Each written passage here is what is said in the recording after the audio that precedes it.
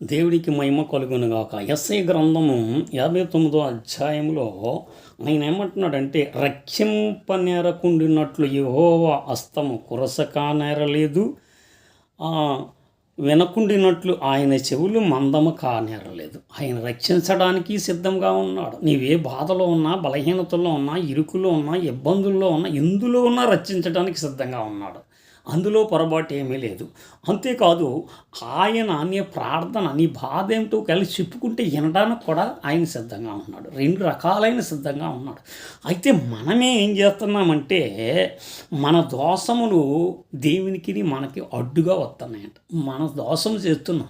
నేనేం చేశానంటే, మన చేతుల ద్వారా మనకి తెలియని దోషాలు చేస్తూ ఉంటాం. గమనించుకోవాలి. మన మాట ద్వారా చూడండి, 3వ వచనంలో కూడా అంటాడు ఆయన, మాట ద్వారా మనం పెదవుల ద్వారా అబద్ధాలు ఆడుతూ ఉంటాం, నాలుక ద్వారా కీడును చిత్తా